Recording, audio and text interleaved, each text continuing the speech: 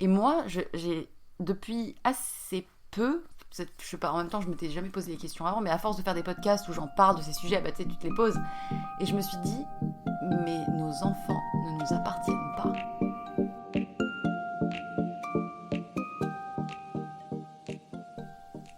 Ils sont À l'univers. Ils sont. Khaled Gibran. Oui. Oui. Et en fait, je l'avais déjà lu cette phrase, mais je l'ai vraiment, tu sais, pris conscience. Si Les un jour enfants j'ai ne sont des... pas des C'est nôtres. ça.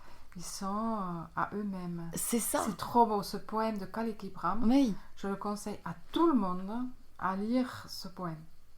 Il est magnifique. Et Oui. c'est exactement comme ça que je pense aussi. En fait, on a choisi ce poème pour l'annonce de la naissance de Emilou. Exactement ce poème. Tu peux peut-être on pourrait le lire quand même, ce poème-là. Ce poème, je vais le lire. Attends, je vais chercher sur Internet. Cherche-le parce que il est tellement vrai, il est tellement beau. Il est connu, hein. Il est très connu. Et ce poème dit tout, tu vois. Les enfants sont vraiment à eux, tu vois. Et ils sont souvent déjà plus loin que nous. C'est à nous à apprendre à travers nos enfants, tu vois.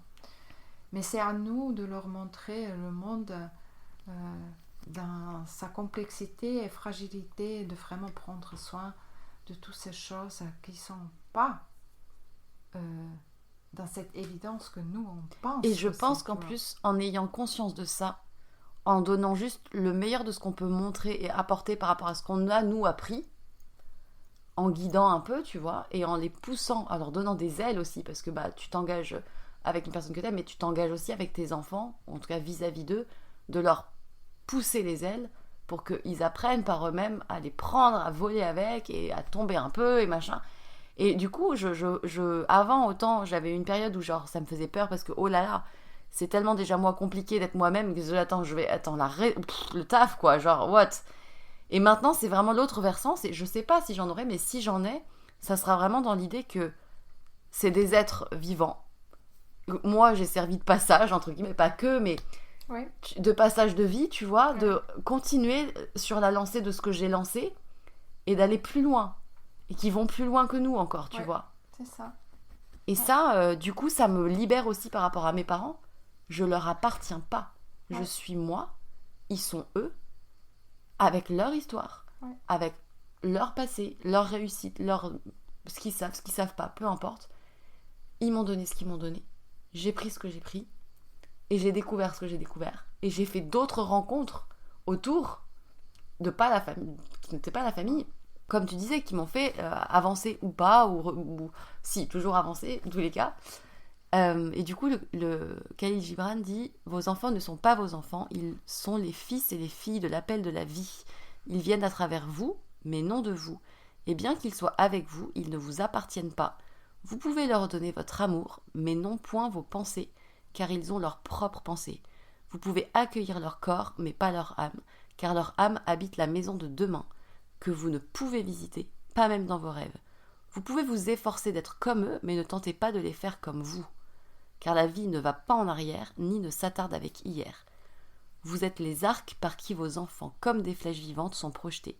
L'archer voit le but sur le chemin de l'infini, et il vous tend de sa puissance pour que ces flèches puissent voler vite et loin.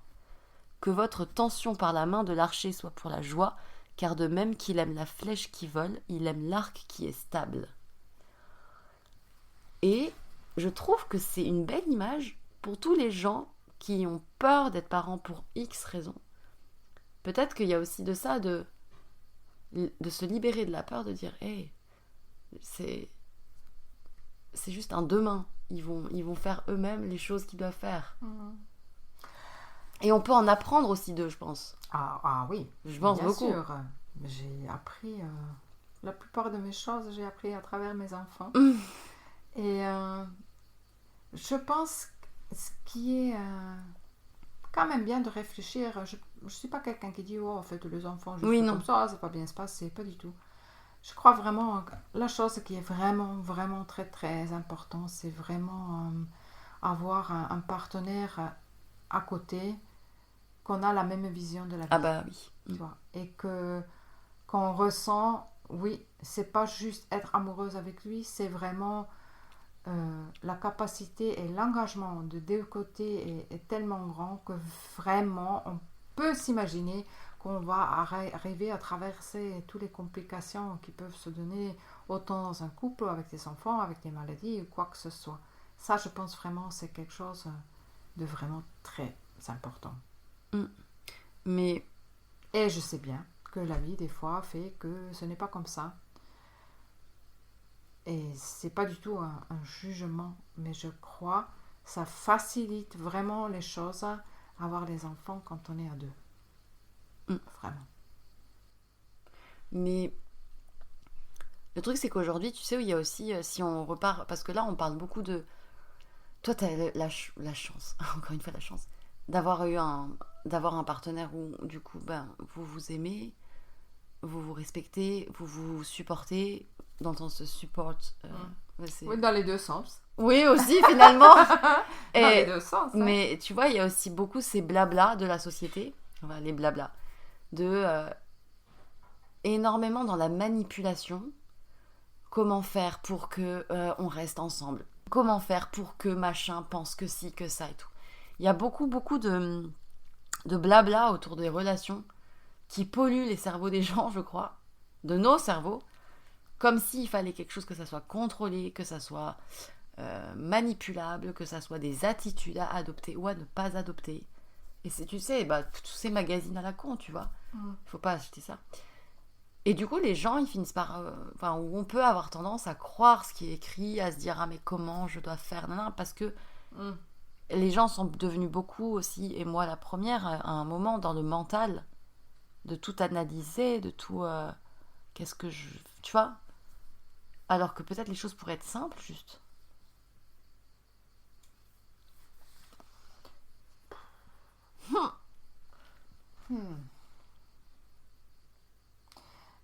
C'est aussi la question, est-ce que c'est la simplicité qui nous fait vraiment grandir, tu vois? Mais je pense que le chemin qui peut simplifier les choses, c'est avoir un accès à sa propre honnêteté. Et comme j'ai dit quelques minutes avant, être soi-même, oser être soi-même. Exactement ça au moment de notre société aujourd'hui, tu vois. Juste oser être soi-même, avec tout montrer. Et comme ça, l'autre peut-être peut oser aussi de tout montrer, tu vois. Je donne, à travers que j'ose être moi, je donne la liberté à l'autre aussi être soi-même. Et à partir de là, on peut dire que ça devient simple parce que tout est après ouvert pour un échange, tu vois.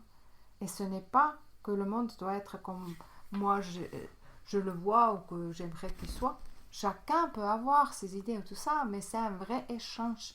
Et tu as cet amour vers l'autre, tu vois. Écouter avec le cœur vers l'autre, ça devient simple. Là, ça devient vraiment simple.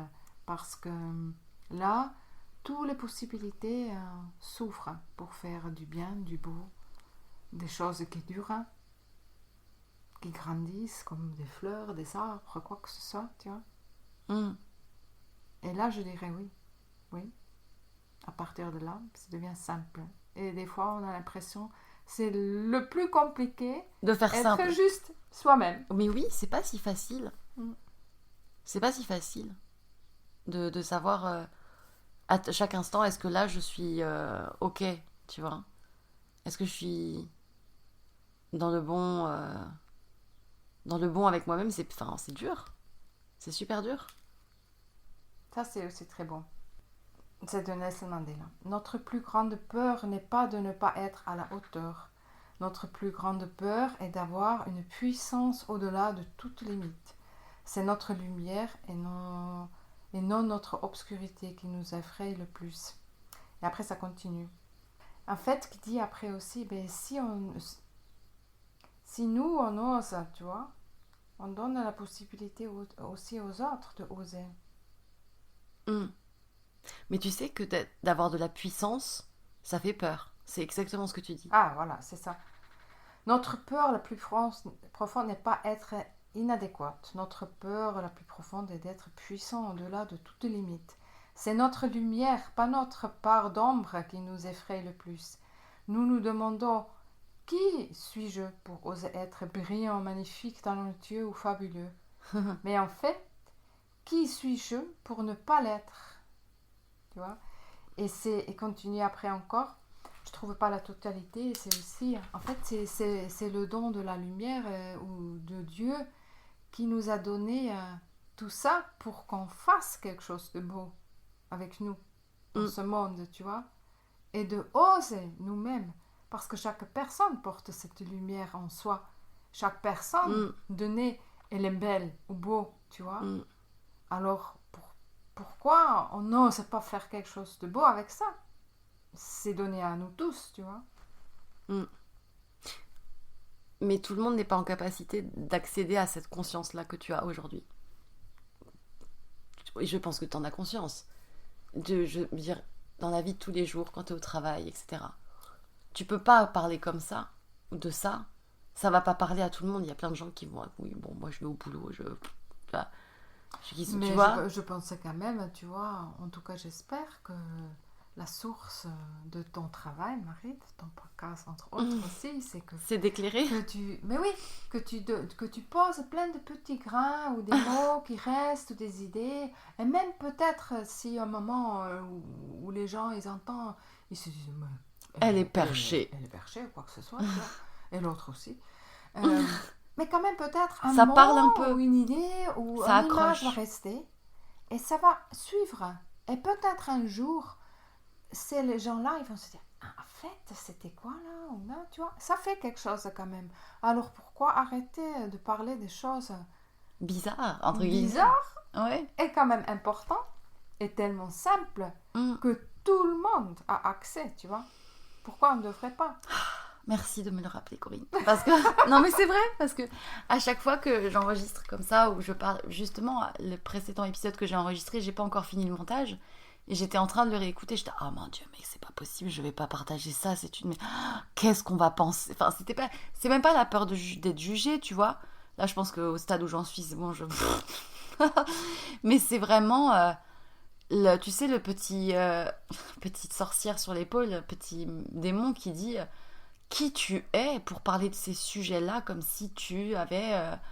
Et je dis même pas que j'ai la vérité ou quoi qu'est-ce, mais je peux pas m'empêcher de poser ces grains, tu vois, j'ai envie, j'ai besoin. Mais c'est pas l'idée que... Moi non plus, hein, j'ai pas l'idée ou comment on dit... je dois pas avoir raison. Non. C'est pas ce que je veux. Mais on me demande et je donne juste ma propre vision, réponse de ces tout petites choses que j'ai vécues, tu vois.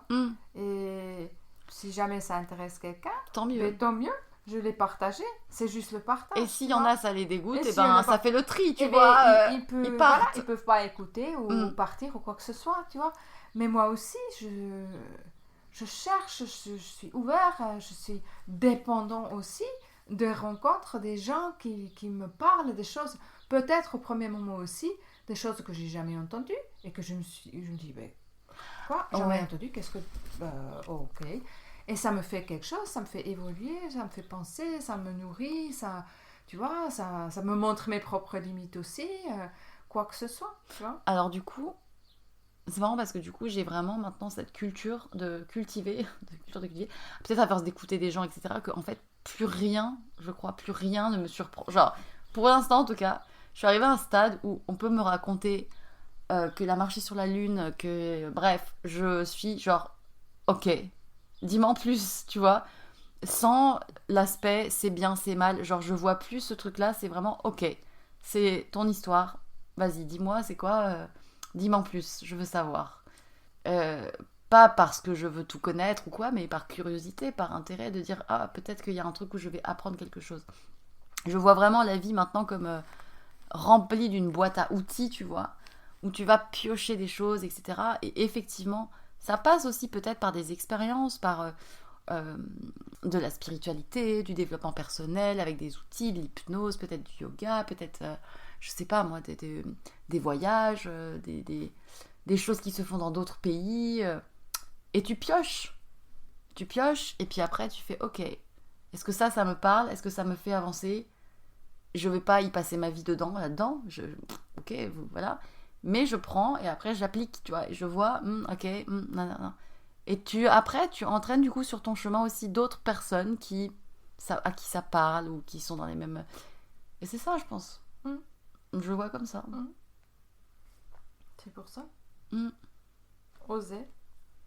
Mais c'est pas facile, tu vois, d'oser justement enfin, c'est pas que c'est difficile, c'est que t'as toujours ton petit monstre à toi, chacun a son petit monstre qui va dire qu'est-ce qu'on va penser de toi, qu'est-ce que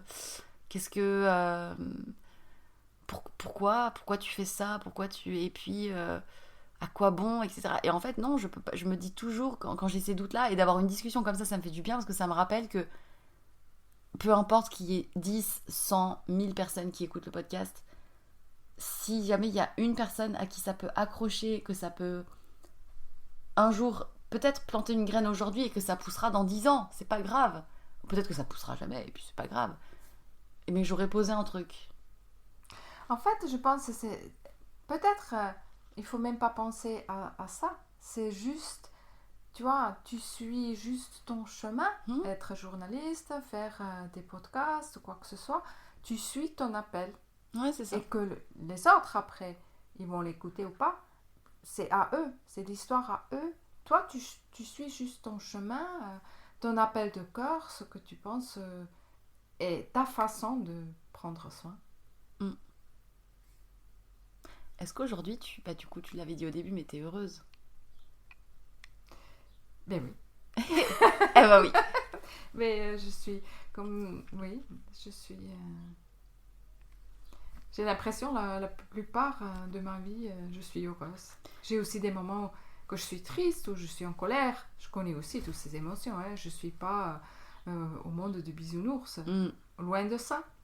Mais oui, j'ai souvent le sourire dans mes yeux et je trouve ça formidable d'être sur cette terre, un endroit où je suis, d'avoir les gens que j'ai autour de moi, que j'aime, qui m'aiment, que... Oui, je suis chanceuse.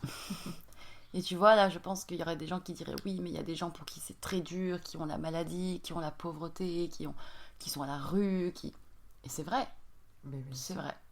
Pour autant, tu as pas eu un quotidien et un milieu de vie, entre guillemets, facile depuis plusieurs années. Ça a été quand même pas une bataille, mais ça a été pas forcément des plus simples. Il a fallu supporter. Mais, donc, comme quoi c'est possible aussi de trouver de la liberté ou des bonheurs, même quand... Tu sais, je pense que c'est 20 ans qu'on vit maintenant sur cette ferme, qu'on a eu l'idée au départ de pouvoir réaliser des rénovations ou quoi que ce soit, qui n'est toujours pas fait, parce que il manquait partout toujours de l'argent. Et à travers de tout ça, tu vois, ces 20 ans, ils m'ont appris tellement de choses que ces choses que vraiment qui portent après ces énergies que tu peux dire oui je suis heureuse, ils sont pas liés à ça. Bah bien sûr. Et peut-être c'est même à l'opposite, ça veut dire peut-être le ressenti d'être heureuse ou remplie de bonnes choses est peut-être exactement lié à toutes ces circonstances que ce n'était pas facile. Parce que c'est là où tu réalises quelles sont vraiment tes valeurs. Et c'est presque ce combat sacré pour les vraies valeurs. Pour ces choses qui sont vraiment importantes pour moi dans la vie. Et ce n'est pas...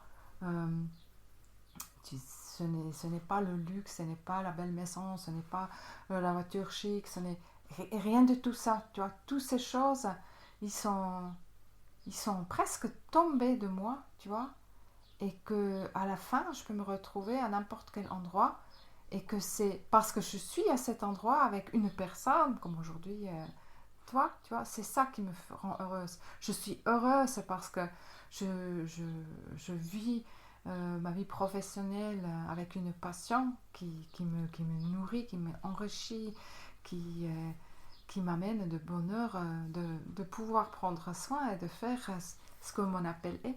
Et c'est toutes ces choses-là qui font que je suis heureuse. Et c'est les combats qu'on a vécus pendant des années et encore, eh bien, ils font que je vis mes valeurs. Mm. Et des fois, j'ai presque l'impression, tout le monde veut devenir riche. Tout le monde veut beaucoup d'argent. C'est vrai, l'argent facilite beaucoup de choses. Mm. Mais ce qui est vrai aussi, et ce que j'ai vécu et ce que je vis toujours, c'est aussi l'absence de cette richesse-là qui est liée à l'argent. Qui te fait rendre compte. C'est la source et l'endroit de naissance de la créativité. Mais tellement. Parce que tu es obligé de te... Moi, tu sais pas, tu connais mon histoire. Enfin, on a quand même... Oui. On a construit une maison, on n'avait rien... Enfin, on n'avait rien. Je me souviens. On avait vécu dans le garage. Et hier, j'ai dit à Mika, tu te souviens? Je me rappelle que je faisais fondre de la neige certains matins pour me doucher avec une casserole d'eau. Je me douchais avec une casserole d'eau avant d'aller au lycée.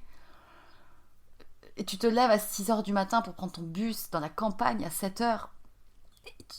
En plus, t'es en pleine période d'adolescente, t'as envie de te maquiller, nanani, mais tu peux pas tout ça. Tu as ton petit miroir au-dessus du lavabo de la cuisine, où c'est en fait un lavabo de chantier. Il y a du béton par terre, il fait 8 degrés dans la baraque. Et en fait, c'était difficile sur le coup, t'es pas content. Mais maintenant que je regarde derrière, je me dis, mais en fait, j'en garde des bons souvenirs. Ce qui reste, c'est du bon. Parce que finalement, on était ensemble. On a fait plein de choses. On a une super maison maintenant. Et ça m'a inculqué des valeurs de genre se satisfaire de le matériel. Et l'argent, comme tu dis, c'est chouette d'en avoir. Pas pour en avoir, pour se payer des trucs chers, qui coûtent cher, qui sont beaux. Mais pour vivre des choses, c'est un moyen, c'est une locomotive pour te faire vivre des choses, pour aller là où tu veux aller, pour faire ce que tu as envie de faire. Et parfois, il y en a plus, et parfois, il y en a moins. Et quand il y en a moins, tu dois pouvoir quand même être heureux, et pas dépendre de ça.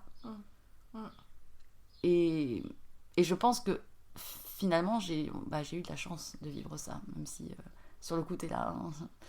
pas facile et c'est un choix aussi de décider. J'ai eu de la chance, parce que tu peux aussi choisir de dire j'ai eu de la merde toute ma vie, j'ai été pauvre toute ma vie, j'ai jamais eu de belle maison, j'ai jamais eu une belle voiture, j'ai jamais pu m'acheter des marques de fringues. Tu peux choisir d'être là-dedans, et tu peux entièrement aussi choisir je peux choisir aussi d'être heureuse sans, et c'est un choix. Et je pense que c'est le mot de notre discussion, c'est que c'est un choix. Et ça, tu vois, ça c'est aussi comment on dit, un grand cadeau et en même temps une grande tâche. C'est parce qu'on a la liberté de choisir, on est aussi responsable. Ou l'envers. Parce que nous prenons les responsabilités, on a la liberté de choisir. On peut le tourner maintenant comme on veut, tu vois. C'est aussi toujours je suis aussi responsable, tu vois. Je suis responsable pour mes choix et je peux les choisir. Je peux choisir de voir les belles choses dans ma vie. Peut-être aussi compliquées, quoi que ce soit, tu vois. Mais il y en a toujours des belles choses. Tout est un choix. C'est un choix. Et c'est avoir conscience de la responsabilité de ce choix. Parce qu'il y a aussi, j'ai lu justement, c'est marrant, hier, une citation, un extrait de Osho qui parlait de la responsabilité. Et qui disait, on est tous responsables on est tous responsables de prendre notre liberté. C'était vraiment une citation sur ça. Et qui disait, le problème, c'est quand on a peur de cette liberté et de tout ce pouvoir que du coup, on n'arrive plus à prendre la responsabilité. Et là, j'ai l'impression qu'on fait la boucle qui fait la boucle parce que tout ce qu'on a parlé de professionnel, de trouver son bonheur, de la relation, de l'engagement, tout ça, c'est la même histoire. C'est une histoire de responsabilité. Ouais. Et de choisir, de prendre la liberté d'être responsable de ça. Ouais. Ouais. Waouh. On a fait une belle boucle. C'était une belle boucle. Là. Et c'était pas prévu. Pas du tout. Spontané. Et tu sais pourquoi? Dis-moi. Parce que toi, tu étais toi et moi, j'étais moi. Tout simple.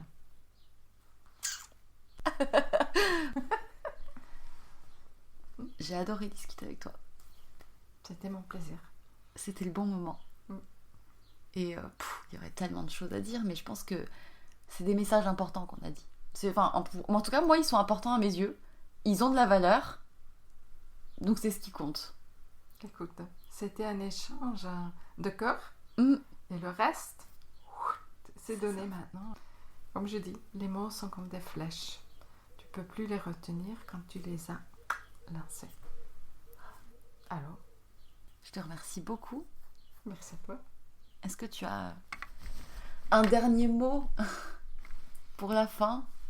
Ça serait beau si on reprend le goût de s'engager, quoi que ce soit, pour qui que ce soit. Et reprendre ce goût comme on mange quoi que ce soit. Un bon fromage, une pâtisserie, un légume, un fruit, n'importe. Prendre goût. De se dire, oh oui, c'est trop bon. Je veux plus de ça. J'adore. Merci. Merci aussi. Et pour tous ceux qui nous auront écoutés et qui auront envie de transmettre un message à Corinne, je serai le facteur, le réceptacle de messages. Et à très vite, Corinne, je reviens bientôt, j'espère.